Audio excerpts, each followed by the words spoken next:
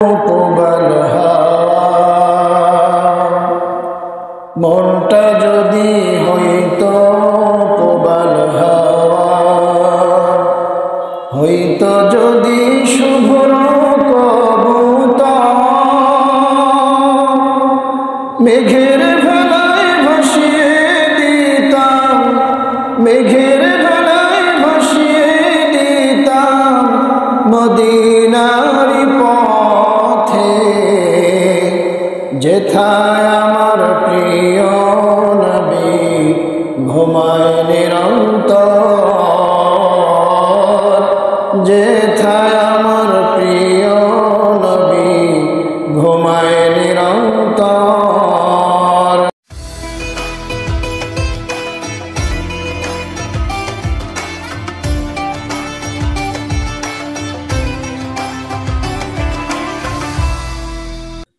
أعوذ بالله من الشيطان الرجيم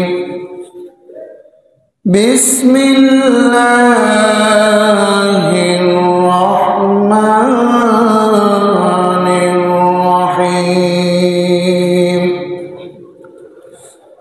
اليوم تجزى كل نفس بما كسبت لا ظلم اليوم إن الله سريع الحساب وأنذرهم يوم الآزفة إذ القلوب لدى الحناظر كاظمين ما للظالمين من حميم ولا شفيع يطاع يعلم خائنة الأعين وما تخفي الصدور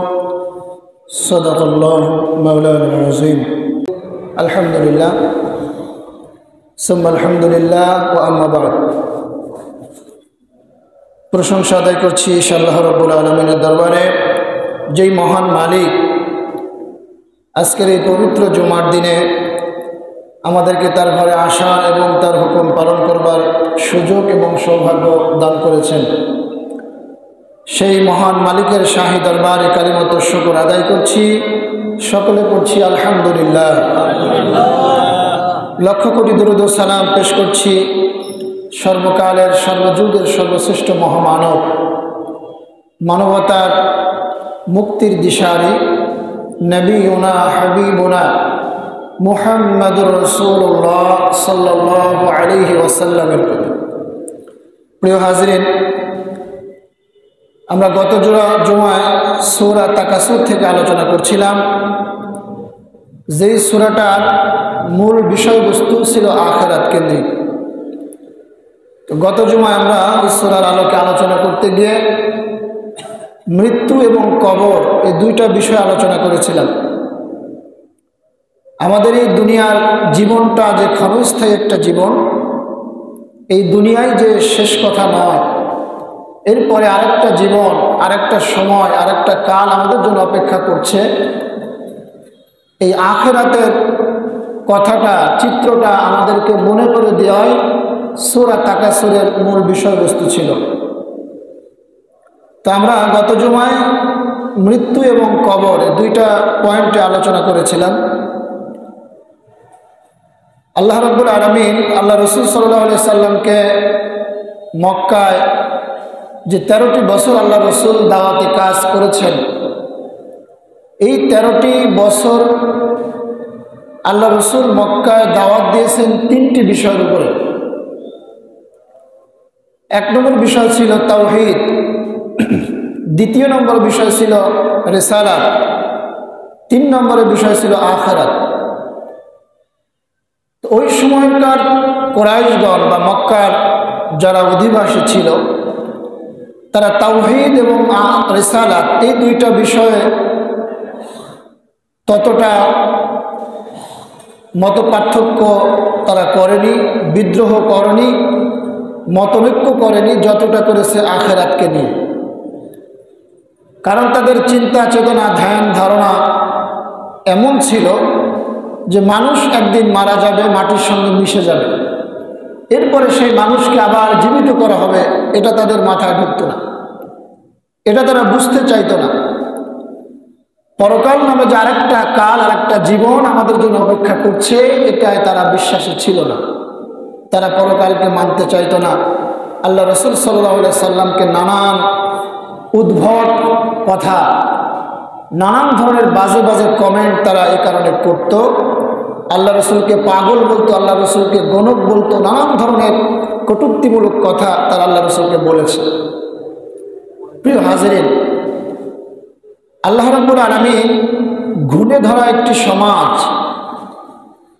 মন মস্তিষ্ক ধ্যান ধারণা জাহেলিয়ত দ্বারা পরিপূর্ণ একটা মানব সমাজকে পরিবর্তনের জন্য সুদীর্ঘ 13 বছর আল্লাহ রসুলকে দিয়ে সেখানে দাওয়াতি কাজ করিয়েছেন।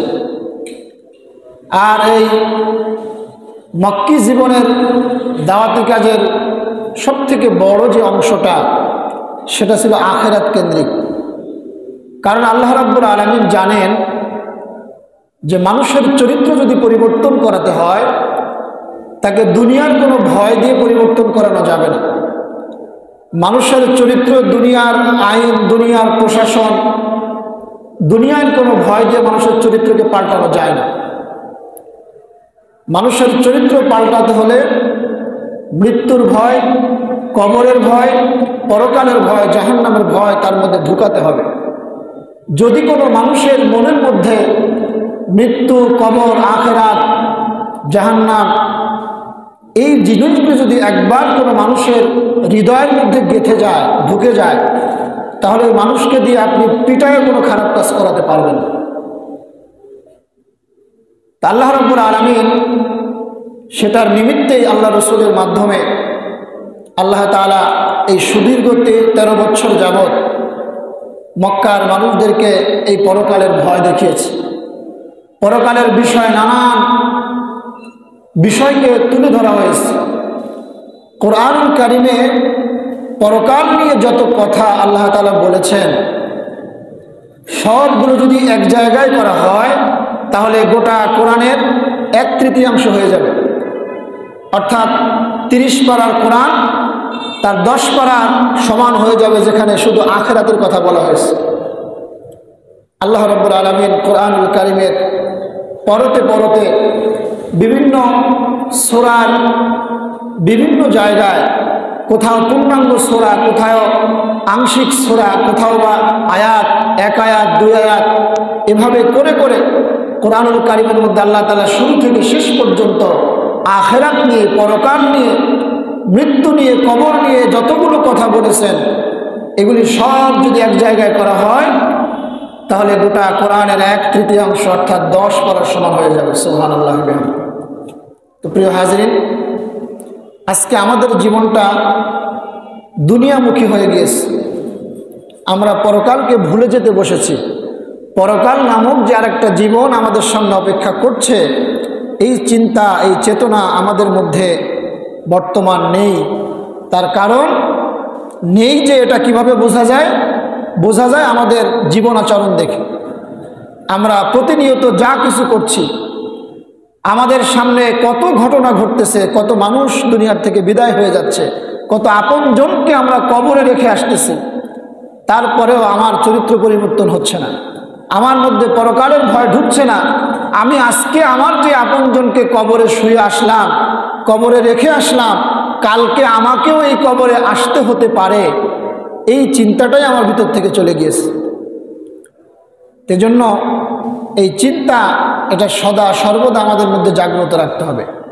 আমরা দুনিয়া জীবনযাপন করব, দুনিয়ার ধন সম্পদ, টাকা পয়সা, বাড়ি গাড়ি, সন্তান সন্ততি, এগুলি সব আমাদের দরকার, প্রয়োজন, কিন্তু আমাদের জীবনটা হবে, আমাদের দুনিয়ার জীবনযাপনটা হবে পরকালমুখী। অর্থাৎ আমরা দুনিয়ার রঙ্গমঞ্চে, দুনিয়ার রঙ্গশালায় এসে আমরা দুনিয়ার মোহে নিজেদেরকে ভাসিয়ে দিব না। আমাদের প্রত্যেকটা কাজ, প্রত্যেকটা কর্ম এটা হতে হবে শুধুমাত্র আল্লাহর সন্তুষ্টির জন্য, আল্লাহকে রাজি খুশি করবার জন্য, পরকালের নাজাতের জন্য। প্রিয় হাজিরিন, এজন্য আল্লাহ রাব্বুল আলামিন কোরআনুল কারীমের বিভিন্ন জায়গায় বিভিন্নভাবে মানুষকে লক্ষ্য করে পরকালের বিভিন্ন বিষয়কে আল্লাহ তাআলা তুলে ধরেছেন।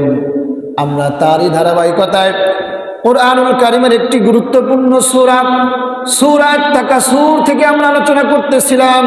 পরকাল নিয়ে আল্লাহ রাব্বুল আলামিন যে কথাগুলো এখানে তুলে ধরেছেন, আমরা কবর এবং মৃত্যু নিয়ে কথা বলেছি। একজন মানুষ মৃত্যুর মাধ্যমে তার ইহকালীন জীবনের সমাপ্তি ঘোষণা হয়, আর কবর নামক যে জায়গাটা, এটার মাধ্যমে পরকাল নামক জীবনের শুরু হয়। এরপরে একটা একটা করে ধাপ আমাদের সামনে আসতে থাকবে। মানুষগুলো কবর জীবন যখন শেষ হয়ে যাবে, আলমে বারজাখ যখন শেষ হয়ে যাবে, এরপর আরেকটা দিন, আরেকটা ক্ষণ আমাদের সামনে উপস্থিত হবে, যেটার নাম হলো ইলা ইয়াউমিল কিয়ামা, যেটাকে বলা হয় কিয়ামত অথবা হাসরের ময়দান। আমরা যাই বলি না কেন, পুনরুত্থান দিবস, আল্লাহ রাব্বুল আলামিনের সামনে দাঁড়ানোর দিবস। আল্লাহ রাব্বুল আলামিন এই দিবসটাকে কিভাবে তুলে ধরেছেন?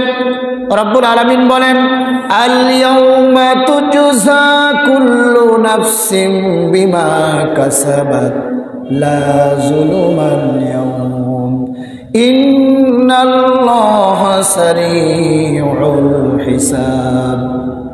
আল্লাহ তাআলা বলছেন, আল ইয়াউমা তুজজা কুল্লু নাফসিন বিমা কাসাবাত। আজকের এই দিন, আজকের দিন মানে কিয়ামতের দিনকে আল্লাহ তাআলা বলছেন তুজজা কুল্লু নাফসিন বিমা কাসাবাত। এটা হলো আজকে প্রতিফল দিবসের দিন।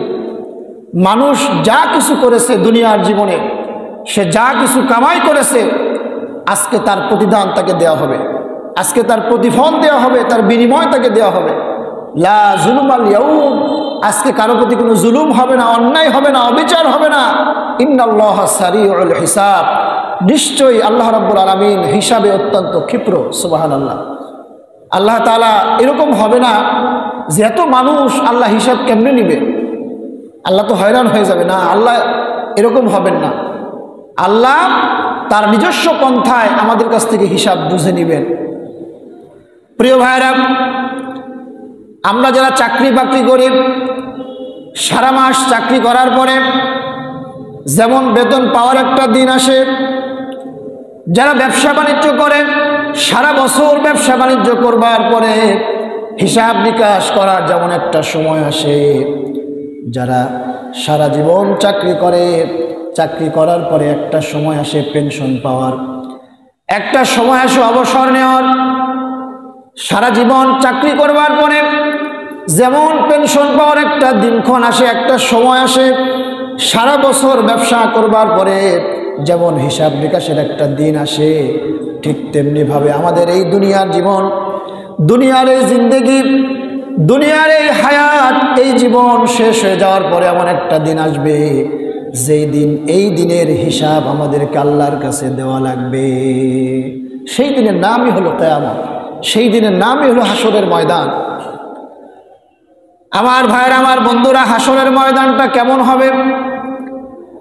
আল্লাহ রাসূল বলেন, হাসরের ময়দানে মানুষ 3 শ্রেণীতে বিভক্ত হয়ে হাজির হবে। মানুষগুলো 3টি শ্রেণীতে বিভক্ত হয়ে যাবে। ওয়াইযাল কুবুরু বুসিরাত, কবরগুলি যখন উদ্গীরণ করে দেওয়া হবে, কবরগুলি যখন খুলে দেওয়া হবে, মানুষগুলি কাআন্নাহুম জারাদুম মুনতাশির, মানুষগুলি বন্যার আগে যেমনভাবে মাটির ভিতর থেকে, গর্তের ভিতর থেকে পোকা মাকড়গুলো যেমনে বন্যার আগে গর্তের ভিতর থেকে বাইরে বেরিয়ে আসে, কাআন্নাহুম জারাদুম মুনতাশির, মানুষগুলো ওই রকম পোকা মাকড়ের মতো কবর থেকে বাইরে বেরিয়ে আসবে। ইযা যুলজিলাতিল আরদু জিলজালাহা ওয়া আখরাজাতিল আরদু আসকালাহা, সেদিন আল্লাহ রাব্বুল আলামিন এই জমিনকে একটা ঝাঁকি মারবেন, প্রবল এক ঝাঁকুনি, প্রবল এক ঝাঁকুনিতে। ওয়া আখরাজাতিল আরদু আসকালাহা, এর ভিতরে যা আছে সব বাইরে বেরিয়ে যাবে। ওয়াকালাল ইনসানু মা লাহা, মানুষ সেদিন বলবে জমিনের হলোটা কি, জমিন কেন এত নড়াচড়া করে, কেন জমিন এমন করতেছে। জমিন থেকে আওয়াজ হবে বিআন্না রাব্বাকা আওহা লাহা, আমার রবের আদেশ, আমার রবের পক্ষ থেকে বলা হয়েছে তোর মধ্যে যা আছে সব কিছু বের করে দে। আজকে জমিন আমার মধ্যে আমি আর কিছুই রাখবো না, সব কিছু বাইরে বের করে দিব। জমিন যখন মানুষদেরকে বের করে দিবে, এই মানুষগুলো তিনটা শ্রেণীতে বিভক্ত হয়ে হাসরের ময়দানে হাজির হবে। একটা শ্রেণী হাসরের ময়দানে পায়ে হেঁটে যাবে, ওই মানুষগুলো হাসরের ময়দানে পায়ে হেঁটে হেঁটে হাসরের ময়দানে প্রবেশ করবে। আরেকটা শ্রেণী হাসরের ময়দানে উল্টা হয়ে তারা হাসরের ময়দানে উপস্থিত হবে, অর্থাৎ তাদের পা থাকবে উপরের দিকে আর মাথা থাকবে নিচের দিকে। তারা তাদের চেহারার উপরে ভর করে করে হেঁটে হেঁটে তারা হাসরের ময়দানে যাবে। 3 নম্বর শ্রেণী হল আল্লাহ রাব্বুল আলামিনের অত্যন্ত প্রিয় বান্দাবান্দি, যারা জান্নাতি, যারা তাকওয়াবান, যারা নেককার।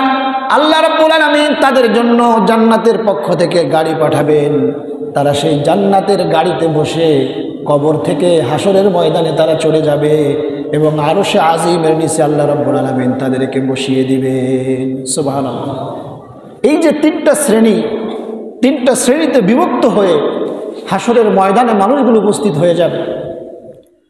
প্রথম শ্রেণী যারা পায়ে হেঁটে যাবে, পায়ে হেঁটে হেঁটে হাসরের ময়দানে যাবেন। 50,000 বছর হাসরের ময়দানের ডিউরেশনটা হবে। আল্লাহ রাব্বুল আলামিন বলেছেন 50,000 সানা, 50,000 বছর সেদিন তারা দাঁড়িয়ে থাকবে হাসরের ময়দানে। আর যারা উল্টা হয়ে হাসরের ময়দানে যাবে তারা হাসরের ময়দানে ঢুকতে পারবে না। হাসরের ময়দানে ঢোকার আগেই ফেরেশতা তাদেরকে ধরে এক একটা করে ধরে তাদেরকে জাহান্নামের মধ্যে নিক্ষেপ করে দিবে। তাদের কোনো হিসাব হবে না, বিনা হিসাবে তারা জাহান্নামে যাবে। আমরা এতদিন শুনেছি বিনা হিসেবে জান্নাত, কিন্তু আল্লাহ রাব্বুল আলামিন একটা শ্রেণীকে বিনা হিসেবে জাহান্নামে দিবে, তাদের কোনো হিসাবই হবে না। আল্লাহ রাব্বুল আলামিন তাদের সম্পর্কে কোরআনে বলেন ফালা নুকিমু লাহুম ইয়াউমাল কিয়ামাতি ওয়াজনা, একটা শ্রেণী সেদিন থাকবে যাদের কোনো হিসাব হবে না, যাদের কোনো হিসাবের প্রয়োজন নাই। তাদের কৃতকর্মের কারণে তাদেরকে এমনিতেই বিনা হিসেবে জাহান্নামে দেওয়া হবে। তার কারণ হলো ইউরিফুল মুজরিমুনা বিসীমাহুম ফায়ুখাযু বিন-নাওয়াসি ওয়াল আকদাম, তাদের চেহারা সেদিন দেখেই বোঝা যাবে এরা হলো পাপিষ্টের দল, এরা হলো আল্লাহ বিরোধী দল, আল্লাহদ্রোহী দল। ফেরেশতা তাদের পায়ের গোড়ালি ধরবে, কপালের উপরে চুলের মুঠি ধরবে, মেরুদণ্ডের হাড়টা ভেঙে ফেলবে, ফুটবলের মতো করে গোল করে একটা লাথি মেরে জাহান্নামের মধ্যে ফেলে দিবে। এই মানুষগুলোর কোনো হিসাব কিয়ামতের দিন হবে না।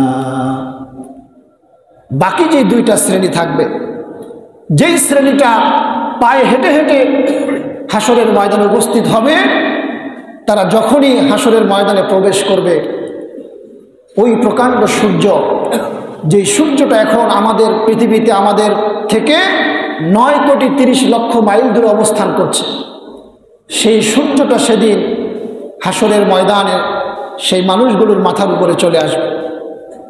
দূরত্বের ব্যাপারে বিভিন্ন বর্ণনা এসেছে। কোনো বর্ণনায় বলা হয়েছে সুরমা দানির যে শলাকা, যেটা দিয়ে সুরমা দেয় চোখে, এটার যতটুকু আয়তন এতটুকু মাথার উপরে থাকবে সূর্যটা। আবার কোনো কোনো বর্ণনায় বলা হয়েছে 1 বিঘত উপরে থাকবে। কোনো কোনো বর্ণনায় বলা হয়েছে মুঠুম হাত মাথা থেকে উপরে সূর্যটা থাকবে। প্রিয় হাজরিন, সূর্য এটা এমন প্রখর তাপ, আমরা আজকে দুনিয়ায় সূর্য থেকে 9,30,00,000 মাইল দূরে থাকার পরেও চৈত্র মাস যখন আমাদের দেশে আসে, যখন তাপমাত্রা 37 ডিগ্রি 38 ডিগ্রি সেলসিয়াস তাপমাত্রা দেয়, সর্বোচ্চ 40-41 এরকম বোধহয় আমাদের দেশে হয়েছে, সেটা কিন্তু আমরা সহ্য করতে পারি না। পুকুরের পানি, কুয়ার পানি পর্যন্ত গরম হয়ে গিয়েছে। টিনের ঘরের ভিতরে আপনি থাকতে পারেন নাই, গাছের নিচে এসে আপনাকে তাল পাখা দিয়ে বাতাস করতে হয়েছে। আপনি খালি গায়ে খালি পায়ে ছাতা ছাড়া আপনি চলতে পারেন নাই। সূর্যের দূরত্ব কত? 9,30,00,000 মাইল দূরে। এই সূর্যের মধ্যে যে তাপ, এটার একটা হিসাব বিজ্ঞান আমাদেরকে দিয়েছে, আমরা সামনে সে আলোচনা আসতেছে। এখানে আমরা যেটা বলতেছি, গুনাহগার যারা থাকবে, যারা পায়ে হেঁটে হাসরের ময়দানে উপস্থিত হবে, তাদের মাথার উপরে সূর্যটা চলে আসবে। সূর্যের তাপে গুনাহগারের ঘাম ঝরতে থাকবে। যার গুনাহ যেই পরিমাণ হবে, তার শরীর থেকে ওই পরিমাণের ঘাম বের হবে। আল্লাহ রসুল বলেন, কোন ব্যক্তি তার গুনাহে তার পায়ের গোড়ালি পর্যন্ত ডুবে যাবে। কোন পাপিষ্ঠ তার পাপ যতটুকু হবে, পাপ অনুযায়ী তার ঘামগুলো বের হবে। কেউ বা তার পায়ের হাঁটু পর্যন্ত তার ঘামের মধ্যে ডুবে যাবে, কেউ বা তার কোমর পর্যন্ত ডুবে যাবে, কেউ বা গলা পর্যন্ত ডুবে যাবে। আবার এমন অনেক পাপিষ্ঠ গুনাহগার আছে যারা তার নিজের ঘামের মধ্যে কিয়ামতের দিন হাবুডুবু খেতে থাকবে। এই যে একটা কঠিন পরিস্থিতি সেদিন তৈরি হবে, সেদিন একমাত্র সৌভাগ্যবান হবে তারা, যাদেরকে আল্লাহ রব্বুল আলামিন আরশের নিচে ছায়া দান করবেন। আল্লাহ রব্বুল আলামিন সেদিন আরশের নিচে 7 শ্রেণীর মানুষদেরকে আল্লাহ তাআলা ছায়া দান করবেন। এই হাসরের ময়দানে হিসাব আল্লাহ রব্বুল আলামিন যাদের কাছে হিসাব চাইবেন, হিসাব দিয়ে জান্নাতে যেতে পারবে এমন কোনো ব্যক্তি খুঁজে পাওয়া যাবে না। আল্লাহ রব্বুল আলামিন যদি কারো প্রতি দয়া করেন, হিসাবটা সহজ করে দেন, তাহলে ওই ব্যক্তি হিসাব সহজ হয়ে ব্যক্তি জান্নাতে যেতে পারবে। এজন্য আল্লাহ রাসূল সাল্লাল্লাহু আলাইহি ওয়াসাল্লাম নামাজের মধ্যে দোয়া করতেন, আল্লাহুম্মা হাসিবনি হিসাবান ইয়াসীরা, আল্লাহুম্মা হাসিবনি হিসাবান ইয়াসীরা। আয় আল্লাহ তাআলা, কিয়ামতের দিন মুসিবতের সময়, যেদিন হিসাবের জন্য মানুষগুলি ওই প্রখর রৌদ্রের মধ্যে, তাপের মধ্যে জমিনটা তামা হয়ে যাবে, পড়ে খালি গায়ে খালি পায় তোমার দরবারে যেদিন দাঁড়িয়ে থাকবে, ওই কিয়ামতের কঠিন মুসিবতের সময় আমার হিসাবটাকে তুমি সহজ করে দিও। মা আয়েশা সিদ্দিকা রাদিয়াল্লাহু তাআলা আনহা প্রশ্ন করলেন, ইয়া রাসূলুল্লাহ, ইয়া হাবিবাল্লাহ, আমি আপনাকে নামাজের মধ্যে দোয়া করতে শুনলাম হিসাবান ইয়াসীরা, সহজ হিসাবের জন্য। ইয়া রাসূলুল্লাহ, মা মা'না হিসাবান ইয়াসীরা, হিসাবান ইয়াসীরাটা মানে কি, এটা একটু আমাকে বুঝিয়ে দেন। আল্লাহ রাসূল ডেকে বলেন, আয়েশা রে, কিয়ামতের দিন আল্লাহ যদি কোনো বান্দার হিসাব দেখতে চান, হিসাব যদি নেন, এমন কোনো বান্দা নাই সেদিন জান্নাতে যেতে পারবে হিসাব দিয়ে। আল্লাহ রাব্বুল আলামিন যেই বান্দাগুলির আমল নামায় চোখ বুলাবেন না, অথবা চোখ বুলাইয়া তাকে মাফ করে দিবেন, জান্নাতের ফয়সালা করে দিবেন, এটার নামই হলো হিসাবান ইয়াসীরা। যে হিসাব সম্পর্কে আল্লাহ রাব্বুল আলামিন নিজেও কোরআনুল কারীমে বর্ণনা করেছেন, ফাআম্মা মান উতিয়া কিতাবাহু বিয়ামিনি ফাসাউফা ইউহাসাবু হিসাবান ইয়াসীরা ওয়া ইয়ানকালিবু ইলা আহলিহি মাসরুরা। সুবহানাল্লাহ। আল্লাহ রাব্বুল আলামিন সেদিন যাদের ডান হাতে আমলনামা দেবেন, যারা সেদিন ডান হাতে আমলনামা পাবেন, তারা হবে ফাসাউফা ইউহাসাবু হিসাবান ইয়াসীরা, তাদের হিসাব হবে সহজ। আর আল্লাহ রাব্বুল আলামিন তাদের এই সহজ হিসাবের মাধ্যমে আল্লাহ তাআলা তাদেরকে জান্নাতের গ্যারান্টি দিয়ে দিবেন, জান্নাতের ফয়সালা করে দিবেন। আর সেদিন আল্লাহ তাআলা যাদের হিসাব চাইবেন, তাদের এমন ক্ষমতা সেদিন থাকবে না আল্লাহর কাছে হিসাব দিয়ে সে জান্নাতে যেতে পারে। ছোট্ট একটা দৃষ্টান্ত দিই আপনাদেরকে। দেখবেন যে ক্লাসে অনেক সময় শিক্ষক ছাত্রদেরকে পড়া জিজ্ঞাসা করে, এই পড়া কার কার হয়েছে দাঁড়াও। তখন ছাত্রটা দাঁড়ায়, তো যেই ফার্স্ট বয় তাকে কিন্তু শিক্ষক পড়া জিজ্ঞাসা করে না, কারণ শিক্ষকের ধারণা আছে, আইডিয়া আছে, সে ফার্স্ট বয় ক্লাসের, তার পড়া হয়েছে।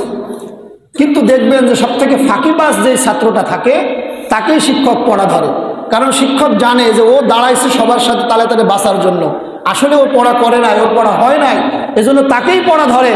শিক্ষকের অনুমান আছে, আইডিয়া আছে যে ভালো ছাত্র যে সে অবশ্যই পড়াশোনা করে ক্লাসে আসছে, কিন্তু যেগুলো ফাঁকিবাজ সেগুলো এদের সাথে সাথে তাল মিলায়া এখন দাঁড়িয়েছে পড়া হওয়ার দলে, কিন্তু আসলে তার পড়া হয় নাই। কিয়ামতের দিন আল্লাহ রাব্বুল আলামিন ঠিক ওইভাবেই যেগুলো পাপিষ্ঠ, যেগুলো আল্লাহ বিরোধী, যেগুলো আল্লাহদ্রোহিতা করে জীবনকে পার করেছে, যেগুলি আল্লাহকে স্মরণ করে নাই, আল্লাহর ইবাদত বন্দেগীতে সময় দেয় নাই, আল্লাহকে স্মরণ করে নাই, আল্লাহর রেজামন্দির জন্য কোনো কাজ করে নাই, ওই মানুষগুলিকেই আল্লাহ রাব্বুল আলামিন কিয়ামতের দিন এই মানুষগুলিকে সেদিন আল্লাহ তাআলা ধরবেন, তাদের আমলনামাগুলি আল্লাহ তাআলা সেদিন দেখবেন। কিয়ামতের দিন আল্লাহ রাব্বুল আলামিন প্রত্যেকটা মানুষের হাতেই তার আমলনামা তুলে দিবেন। আমলনামাগুলি তুলে দিয়ে আল্লাহ রাব্বুল আলামিন বলবেন, ইকরা কিতাবাকা কাফা বিনাফসিকা আল-ইয়াওমা আলাইকা হাসিবা, এটা তোমার আমলনামা পড়ো, আজকে তোমার হিসাবের জন্য তুমি নিজেই যথেষ্ট। তুমি কি করে এসেছো, তোমার দুনিয়ার জীবনে তুমি যা কিছু করেছো সব তোমার আমলনামার মধ্যে আছে। আজকে তুমি এগুলি পড়ে তোমার নিজের হিসাব, তোমার নিজের ফয়সালা তুমি করে নাও। তখন মানুষগুলি তার আমলনামাগুলি দেখবে, আমলনামা দেখে তার আশ্চর্য হয়ে যাবে, তার আশ্চর্য হয়ে বলবে রব্বুল আলামিন, মা লিহাযাল কিতাব লা ইউগাদিরু সগীরাতান ওয়ালা কাবীরাতান ইল্লা আহসাহা। এটা কেমন আশ্চর্যময় একটা কিতাব, এখানে একটা ছোট গুনাহও বাদ পড়ে নাই, একটা বড় গুনাহও বাদ পড়ে নাই। আজকে আমরা দুনিয়ায় অনেক সময় অনেক কাজ করি, অনেক কথা বলি, মনে করি দুনিয়ার কেউ শোনে নাই, দুনিয়ার কেউ দেখে নাই, সুতরাং এই কাজটা এখানে করা যায়, এই কথাটা এখানে বলা যায়, এই চিন্তাটা এখানে করা যায়। আমার ভাইয়ের, আমার বন্ধুরা, দুনিয়ার জীবনে মানুষের সামনে হোক, মানুষের পিছনে হোক, গোপনে হোক, প্রকাশ্যে হোক, আপনি আমি যা কিছু বলি, যা কিছু করি, প্রত্যেকটা মুহূর্তের আমাদের কর্মকাণ্ড রেকর্ড হয়ে যায় আল্লাহ রাব্বুল আলামিনের দরবারে। রব্বুল আলামিন আমাদেরকে রিমাইন্ডার দিয়েছেন, মা ইয়ালফিযু মিন কাওলিন ইল্লা লাদাইহি রাকীবুন আতীদ। মানুষ যা কিছু করে, যা কিছু বলে, সব কিছু আল্লাহ রাব্বুল আলামিনের দরবারে রেকর্ড হয়ে যায়। কারণ প্রত্যেকটা মানুষের এই গণ্ড দেশে একটা করে ভিডিও ক্যামেরা আল্লাহ তাআলা সেট করে দিয়েছে। এই গণ্ডদেশ বরাবর একটা ভিডিও ক্যামেরা আল্লাহ তাআলা সেট করে দিয়েছেন। সেদিন যে ব্যক্তি তার আমলনামা অস্বীকার করবে যে এটা আমার আমলনামা নয়, তোমার ফেরেশতারা ভুল করে আমাকে আমলনামাগুলি দিয়েছে, আল্লাহ এগুলি তো আমি করি নাই, আল্লাহ রাব্বুল আলামিন সেদিন তার প্রত্যেকটা অঙ্গ প্রত্যঙ্গের উপর থেকে তার কন্ট্রোল আল্লাহ তাআলা নিয়ে যাবেন। দুনিয়ায় যেমন হাত আমার কথা শুনে, পা আমার কথা মতো চলে, চোখ আমার কথা মতো যেদিকে তাকাতে বলি সেদিকেই তাকায়, কান আমি যা শুনতে বলি তাই শুনে, কিন্তু কিয়ামতের দিন এই অঙ্গ প্রত্যঙ্গগুলি আর আমাদের কমান্ড মানবে না। সেদিন হাত আল্লাহর সঙ্গে কথা বলবেন, আমাদের প্রত্যেকটা অঙ্গ প্রত্যঙ্গ সেদিন আল্লাহ রব্বুল আলামিনের কাছে আমাদের বিরুদ্ধে সাক্ষী দিবে। সেদিন তারা বলবে, রব্বুল আলামিন, এই আমার এই হাত দিয়ে তোমার এই বান্দা এই খারাপ কাজগুলো সেদিনকে দুনিয়ার জমিনে করিয়েছেন। পা বলবে, আমাকে দিয়ে দুর্বলের উপরে আঘাত করিয়েছে, খারাপ জায়গাগুলো হেঁটে গিয়েছে। আর মুখ বলবে, রব্বুল আলামিন, আমাকে দিয়ে তোমার এই বান্দা নানান ধরনের মিথ্যা কথা বলিয়েছে। যেখানে যেমন প্রয়োজন, মানুষকে ঠকানোর জন্য, শত্রুকে ঘায়েল করবার জন্য, কারো সম্মানকে নষ্ট করবার জন্য আমার এই মুখ দিয়ে মিথ্যা সাক্ষী দিয়েছে, মিথ্যা কথা বলিয়েছে, গীবত করিয়েছে, নানান ধরনের কটূক্তি করিয়েছে। এভাবে করে কিয়ামতের দিন আমাদের প্রত্যেকটা অঙ্গ প্রত্যঙ্গ সেদিন আল্লাহ রাব্বুল আলামিনের দরবারে সাক্ষ্য দিবে। তারপরে একটা শ্রেণী থাকবে, তারা অস্বীকার করবে যে না, আল্লাহ আমি এগুলো করি নাই। তখন আল্লাহ রাব্বুল আলামিন এই যে আমাদের এই গণ্ড দেশে যেই ভিডিও ক্যামেরাটা আল্লাহ তাআলা সেট করে দিয়েছেন, তখন আল্লাহ তাআলা এই ভিডিওগুলো আমাদের সামনে তুলে ধরবেন। কোথায় কিভাবে কি করেছো, কি বলেছো, সব সেদিন মানুষগুলো তার আমলনামা দেখতে পারবে। আল্লাহ রাব্বুল আলামিন হাসরের ময়দানে এগুলি কিভাবে দেখাবেন, যতদিন পর্যন্ত বিজ্ঞান ভিডিও ক্যামেরা আবিষ্কার করতে পারে নাই, ততদিন পর্যন্ত মানুষ এটা অনেকে বুঝতে পারে না। আজকে যেমন ভিডিও ক্যামেরার মাধ্যমে রেকর্ডিং করার মাধ্যমে 50 বছর, 20 বছর, 30 বছর, 100 বছর পরেও আমরা সেই ভিডিওগুলো দেখতে পাই, তাহলে দুনিয়ায় মানুষ আল্লাহর দেওয়া জ্ঞান দিয়ে যদি ভিডিও ক্যামেরা বানিয়ে সেটার ভিডিও ফুটেজ যদি 100 বছর সংরক্ষিত করে রাখতে পারে, তাহলে যেই আল্লাহ এই জ্ঞান দিলেন সেই আল্লাহ কি আমার আপনার ভিডিও সংগ্রহ করে রাখতে পারবেন না? অবশ্যই পারবেন। এই বিশ্বাস আমাদের থাকতে হবে। যার মধ্যে এই বিশ্বাস থাকবে, এই ঈমান থাকবে, সে অপরাধ থেকে ফিরে থাকতে পারবে। আর যে চিন্তা করবে যে দুনিয়ায় আমাকে এখন কেউ দেখছে না, রাতের অন্ধকার, আমি এখন যা করব দুনিয়ার কেউ দেখবে না, ওই লোকটাই সব থেকে বড় ভুলের মধ্যে রয়েছে। কারণ আল্লাহ রাব্বুল আলামিন প্রত্যেকটা সেকেন্ড, আমাদের প্রত্যেকটা মুহূর্ত আল্লাহ তাআলা রেকর্ড করছেন ভিডিও ক্যামেরার মাধ্যমে। সুতরাং এই হাসরের ময়দানে যাওয়ার আগে অবশ্যই আমাদেরকে আমাদের আমলনামাগুলো পাকসাফ করে যেতে হবে। কারণ কিয়ামতের দিন শত শত লক্ষ কোটি মানুষের সামনে আমার আপনার এই আমলনামাগুলি যেদিন ফাঁস হবে, সেদিন কিন্তু দুনিয়ার থেকে অনেক বেশি মানুষের সামনে ফাঁস হবে। আজকে দুনিয়ায় হয়তো বা 10 জন 5 জন আমার আপনার কাজগুলো জানে, আমার আপনার বিষয়গুলো জানে, কিন্তু সেদিন আল্লাহ রাব্বুল আলামিন শত শত কোটি কোটি মানুষের সামনে আমার আপনার আমলনামাগুলি ফাঁস করবে।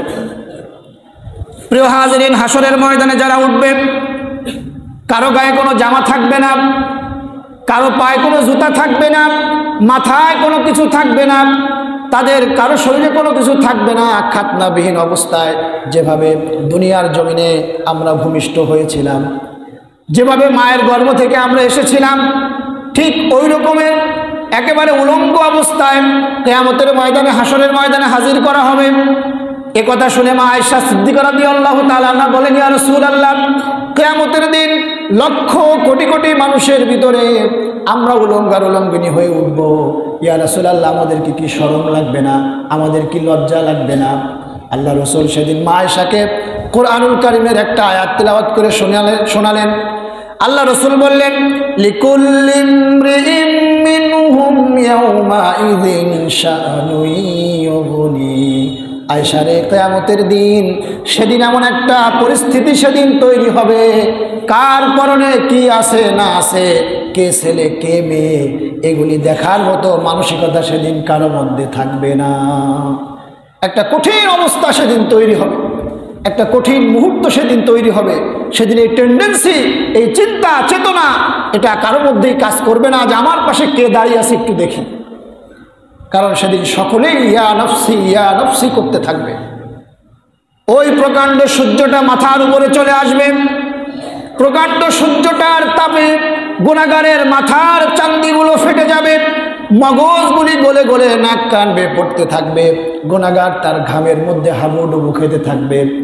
আমার প্রিয় ভাইরা, দুনিয়ার জমিনে চৈত্র মাসের এতটুকু তাপদাহের কারণে আমরা খালি গায়ে ছাতা ছাড়া বাইরে বের হতে পারি না। একটু সময় বিদ্যুৎ না থাকলে অস্থির হয়ে যায়। এতটুকু গরম আমাদের সহ্য হয় না। মাত্র 37-38 ডিগ্রি সেলসিয়াস তাপমাত্রা, সর্বোচ্চ 40 ডিগ্রি সেলসিয়াস তাপমাত্রা, এতটুকু আমরা বরদাস্ত করতে পারি না। অথচ যেই সূর্যটা সেদিন তাপ দিবে, এই সূর্যটার ভিতরে উত্তাপ রয়েছে 1,40,00,000 ডিগ্রি সেলসিয়াস। 1,40,00,000 ডিগ্রি সেলসিয়াসের তাপমাত্রা আছে সূর্যের ভিতরে। শুধু তাই নয়, দুনিয়ার যে সব থেকে কম যে আগুনের ধারাটা, একটা মোমবাতির যে আগুনের শিখাটা, এই মোমবাতির এই আগুনের শিখাটার মধ্যে যে আগুনটা আছে, এটার তাপ আছে 1000 ডিগ্রি সেলসিয়াস। এরপরে কেরোসিন দিয়ে যে আগুনটা জ্বালানো হয়, ওই আগুনের তাপমাত্রা আছে 1300 ডিগ্রি সেলসিয়াস। আমাদের দুনিয়ায় সব থেকে পাওয়ারফুল যে আগুন, আয়রন মিলে যেখানে রড বানানো হয়, লোহাকে গলিয়ে যেখানে রড তৈরি করা হয়, দাহ্য পদার্থগুলোকে গলিয়ে যেখানে রড বানানো হয়, সেখানে সর্বোচ্চ তাপ প্রয়োগ করা হয় 1538 ডিগ্রি সেলসিয়াস তাপমাত্রা। 1538 ডিগ্রি সেলসিয়াস তাপমাত্রা দিয়ে রডকে গলিয়ে সেখানে বিভিন্ন রকমের লোহার জিনিসপত্র তৈরি করা হয়, রড বানানো হয়, বিভিন্ন আয়রনের জিনিসপত্র তৈরি করা হয়। সর্বোচ্চ তাপমাত্রা 1538 ডিগ্রি সেলসিয়াস। আর দুনিয়ায় আমরা মাত্র 37, 38, 40 ডিগ্রি সেলসিয়াস তাপমাত্রা সহ্য করতে পারি না। একটুবার চিন্তা করেন, হাসরের ময়দানে এখন আমাদের দুনিয়ায় সূর্য আমাদের থেকে 9,30,00,000 মাইল দূরে অবস্থান করছে। এত দূরে অবস্থান করে সূর্যের তাপ আমরা সহ্য করতে পারতেছি না, একটা মিনিট সহ্য করতে পারি না। কাল কিয়ামতের দিন সেই হাসরের ময়দানে যেদিন পায়ে কোনো জুতা থাকবে না, উপরে কোনো ছাতা থাকবে না, গায়ে কোনো জামা থাকবে না, জমিনটা হয়ে যাবে তামার, সেদিন আল্লাহ রাব্বুল আলামিন ওই সূর্যটাকে মাথার উপরে নিয়ে আসবেন। সেদিন একেবারে মাথার উপর থেকে সূর্য তাপ দিবে। তাহলে সেখানে কয় সেকেন্ড টিকতে পারবো একটু চিন্তা করে দেখেন। আল্লাহ রাব্বুল আলামিন বলেছেন 50,000 বছর দাঁড়িয়ে থাকা লাগবে হাসরের ময়দানে। 50,000 বছর, একটা দুইটা বছর নয়। কিন্তু যারা সেদিন আরশের নিচে ছায়াদান পাবে, যারা আরশের নিচে অবস্থান করবে, তারাও সেদিন 50,000 বছর সেখানে থাকবে। কিন্তু আল্লাহ রসুল বলেছেন ওই ব্যক্তিগুলোর কাছে মনে হবে তারা যেন দুনিয়ায় এক ওয়াক্ত ফরজ সালাত আদায় করতে যতটুকু সময় তাদের লেগেছে, তাদের কাছে মনে হবে এতটুকু সময় তারা হাসরের ময়দানে অবস্থান করেছে। সুবহানাল্লাহ। দুনিয়ায় ফরজ নামাজ, এক ওয়াক্ত নামাজ পড়তে কত সময় লাগে? সর্বোচ্চ 10 মিনিট। তো যারা আরশের নিচে ছায়া পাবে তাদের কাছে মনে হবে 10-12 মিনিট থাকলাম হাসরের ময়দানে। কিন্তু যারা গুনাহগার, যারা খালি পায়ে খালি গায়ে সূর্যের নিচে দাঁড়িয়ে থাকবে, তারা থাকবে 50 আলফা সানা, 50,000 বছর। এবার একটু চিন্তা করে দেখেন, হাসরের ময়দানে সেই আরশের নিচে ছায়া যারা পাবে, সেই যেই যোগ্যতায় পাবে, যেই কারণে পাবে, যেই আমলের কারণে পাবে, সেগুলিকে আমাদের অর্জন করার প্রয়োজন আছে না নাই? আর যদি আমরা মনে করি যে না, হাসরের ময়দানে আরশের ছায়া দরকার নাই, আমরা খুব ক্ষমতাশালী লোক, দুনিয়ায় এত ক্ষমতা, ও জায়গায় ওটা থাকতে পারবো, সমস্যা নাই, তাহলে কোনো সমস্যা নেই, আপনি গুনাহ করতে থাকেন। আর যদি মনে করেন যে না, সেই সূর্যের প্রকোপ, সূর্যের তাপ, এটা সহ্য করার ক্ষমতা আমার নাই, তাহলে আমাকে আরশের নিচে থাকতে হবে। আরশের নিচে থাকার জন্য যেই যোগ্যতা প্রয়োজন, যেই কাজ দরকার, যে আমল দরকার, সেই আমল আমাদেরকে দুনিয়ায় করে এরপরে ওই জায়গায় যাওয়ার যোগ্যতা আমাদেরকে অর্জন করতে হবে। আল্লাহ রাসূল বলেছেন সেদিন 7 শ্রেণীর মানুষেরা আরশের নিচে ছায়া পাবে। সেই দিনটা হবে কঠিন একটা সময়। দুনিয়ায় আপনি যেই মানুষগুলোকে আপনজন বলে জানতেন, যাদের জন্য আপনি আপনার জীবন জৈবন শেষ করেছেন, যেই সন্তান, যেই স্ত্রী, যেই আত্মীয় স্বজন, যেই আপনজন, যাদের কারণে আপনি দিনকে রাত বানিয়ে ফেলেছেন, রাত দিন একাকার করে ফেলেছেন, তাদের একটু সুখের জন্য মামলা হামলা করে মানুষকে নাজেহাল করে দিয়েছেন। দুনিয়ার জীবনে নিজের ক্ষমতা জাহির করবার জন্য কত কিছু করেছেন। আপনি যে স্ত্রীর মুখে একটু হাসি ফুটাবার জন্য আপনি হালাল পথ ছেড়ে হারাম পথে গিয়ে ইনকাম করলেন, স্ত্রীকে খুশি করবার জন্য, সন্তানকে একটু ভালো রাখার জন্য অবৈধ পথে আপনি ইনকাম করলেন, মিথ্যা সাক্ষ্য দিলেন, মিথ্যা মামলা দিলেন, মানুষের জমি দখল করলেন, মানুষের সঙ্গে ধোঁকাবাজি করলেন, প্রতারণা করলেন। কাল কিয়ামতের দিন আল্লাহ তাআলা বলছেন ওই মানুষগুলো সেদিন একজন আরেকজনকে অস্বীকার করবে। রব্বুল আলামিন বলছেন ইয়াউমা ইয়াফিরুল মারউ মিন আখিহি ওয়া উম্মিহি ওয়া আবিহি ওয়া সাহিবাতিহি ওয়া বানি। ইয়াউমা ইয়াফিরুল মারউ মিন আখি, সেদিন এমন একটা আওয়াজ হবে, সেই আওয়াজে একজন আরেকজন থেকে হারায় যাবে, পালায় যাবে। ইয়াফিরুন, ফিরুন শব্দের অর্থ হলো ঝেড়ে দৌড় দেওয়া। মনে করেন আপনি একজনের কাছে অনেকগুলো টাকা পান, অনেকদিন পর্যন্ত আপনি তাকে খুঁজতেছেন, পান না, হঠাৎ করে আপনার সামনে পড়ে গেছে, তা আপনাকে দেখে সে হেসকে একটা দৌড় মারলো।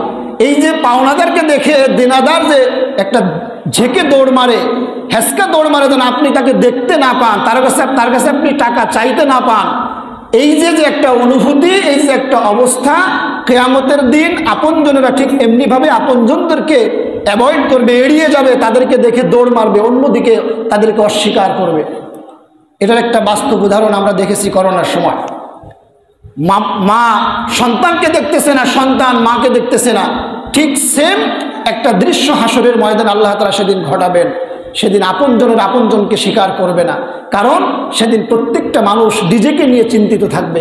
ইয়া নফসি, ইয়া নফসি, আমার কি হবে, আমার কি হবে, এই চিন্তায় মশগুল থাকবে। আমার আপনজন কে কোথায় আছে? মা বলবে সন্তান, আমাকে তোমার জন্য আমি কত কিছু করেছি। সন্তানের জন্য মা কত স্যাক্রিফাইস করে, নিজের জীবনকে তুচ্ছ তাচ্ছিল্য করে সন্তানকে মানুষ করে।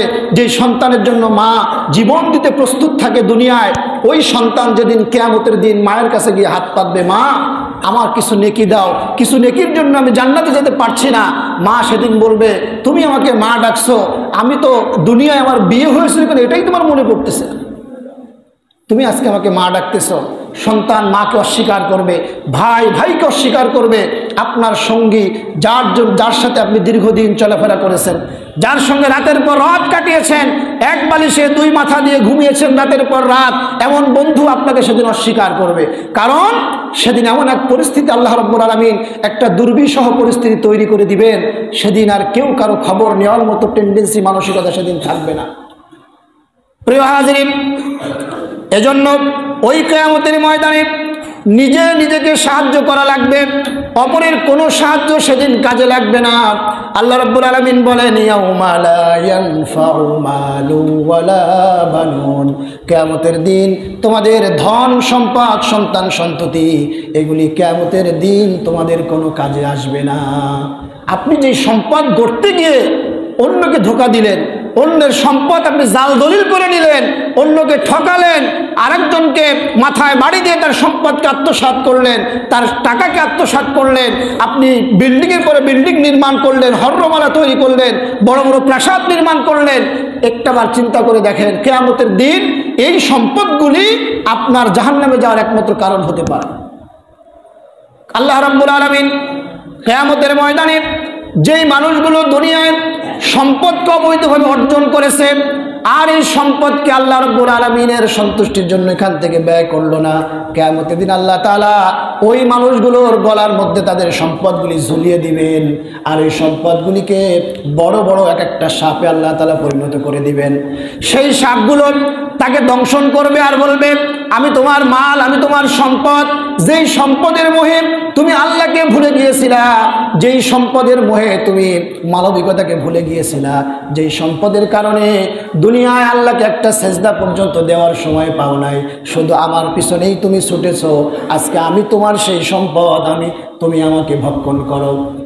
প্রিয় হাজিরিন, কিয়ামতের ময়দানে এই কঠিন মুসিবতের সময় যেই দিনটার ব্যাপারে আল্লাহ রাসূল স্বয়ং বললেন, আল্লাহুম্মা হাসিবনি হিসাবান ইয়াসীরা, আল্লাহ তাআলা আমার হিসাবের দিনটা সহজ করে দাও। এই কঠিন কিয়ামতের দিন হিসাব একমাত্র সহজ হবে তাদের যারা সেদিন আরশে আজিমের নিচে ছায়াদান পাবে।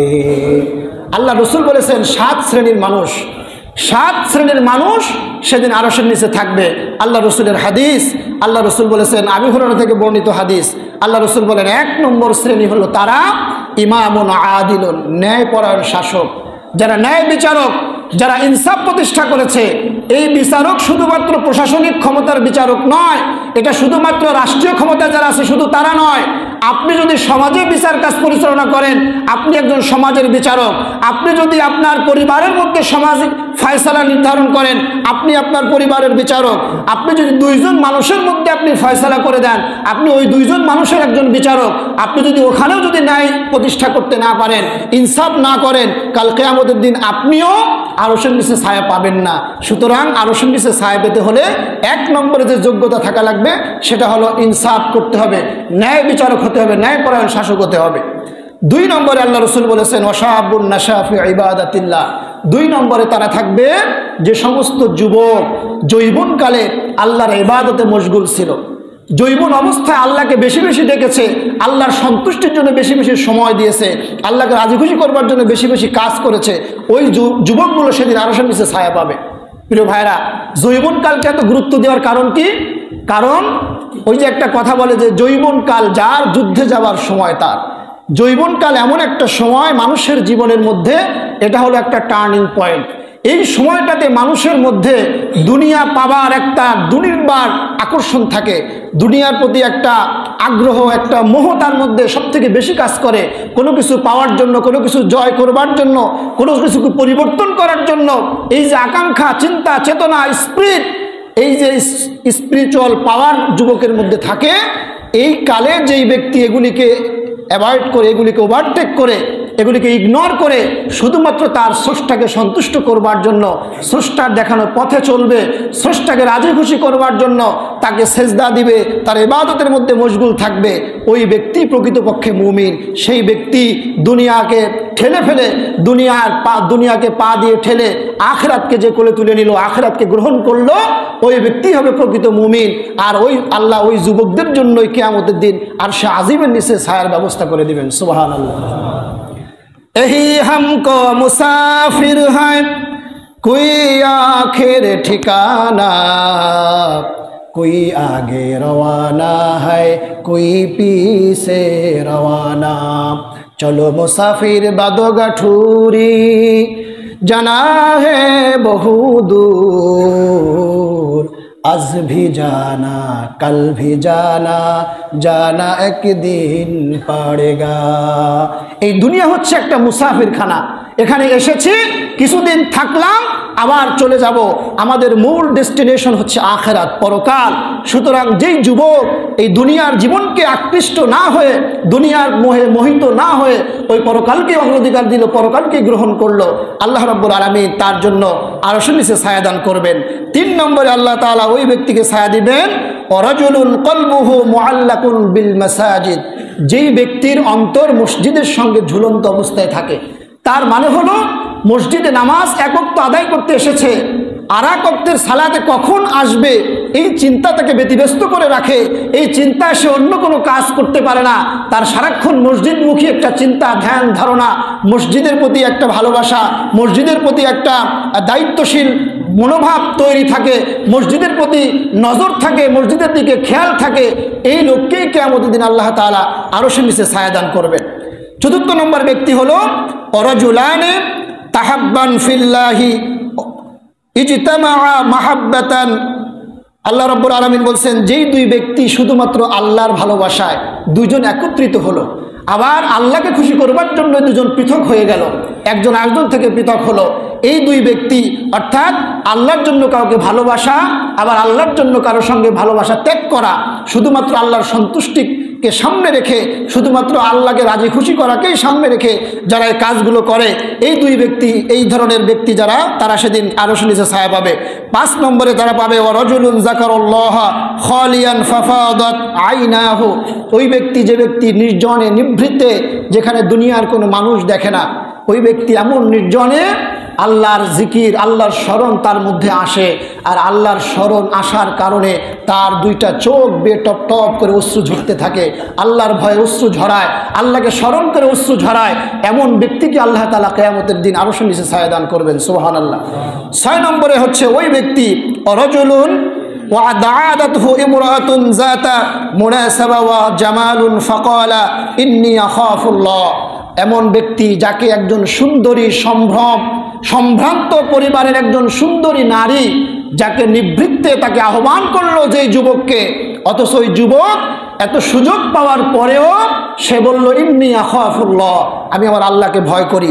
আল্লাহকে ভয় করে জেনার কাছ থেকে বিরত থাকলো, ওই সুন্দরীর আহ্বানে সাড়া দিল না, এমন ব্যক্তিকেও আল্লাহ তাআলা কিয়ামতের দিন আরশের নিচে ছায়া দান করবেন। সর্বশেষ 7 নম্বর ব্যক্তি হলো ওয়ারাজুলুন তাসাদ্দাকা বিসাদাকা, যে ব্যক্তি আল্লাহকে সন্তুষ্ট করবার জন্য গোপনে দান করে। দান প্রকাশ্যে করলেও সেটা সওয়াব হবে, কিন্তু গোপন দানটা আল্লাহর কাছে বেশি প্রিয়। গোপন দানের ব্যাখ্যা দিতে গিয়ে আল্লাহ রাসূল বলেছেন, সে ডান হাতে কি দান করলো তার বাম হাত সেটা জানলো না। এতটুকুন গোপনীয়তা বজায় রেখে যে আল্লাহর সন্তুষ্টির জন্য শুধুমাত্র দান করে, সাদাকা করে, এই ব্যক্তিকে আল্লাহ তাআলা কিয়ামতের দিন আরশের নিচে ছায়া দান করবেন। তাহলে প্রিয় ভাইরা, আমরা যে 7টা শ্রেণীর এ কথা এখানে আমরা জানলাম হাদিসের মাধ্যমে, যেই 7 শ্রেণীর মানুষ কঠিন হাসরের ময়দানে, যেদিন আল্লাহর আরশের ছায়া ছাড়া আর কোনো ছায়া সেদিন থাকবে না, ওই আরশের নিচে ছায়া দান পেতে আমরা কি আগ্রহী? আমরা কি রাজি আছি? যদি রাজি থাকি তাহলে 7টা গুণ, 7টা শ্রেণীর মধ্যে আমাদেরকে অন্তর্ভুক্ত হইতে হবে। এই আমলগুলির মাধ্যমে আমাদেরকে ওই যোগ্যতা অর্জন করতে হবে। এই যোগ্যতা অর্জনের মাধ্যমেই আমরা কিয়ামতের ময়দানে আল্লাহর আরশের নিচে ছায়া পাবো। আল্লাহ রাব্বুল আলামিন আমাদেরকে যেই বান্দাগুলিকে আল্লাহ তাআলা কিয়ামতের দিন আরশে আজিমের নিচে ছায়া দান করবেন, আল্লাহ তাআলা যেন আমাদেরকেও ওই বান্দাগুলির তালিকায় ও তাদের শ্রেণীতে, তাদের তালিকায়, তাদের সারিতে যেন আল্লাহ কবুল করেন। সকলে বলি আমিন।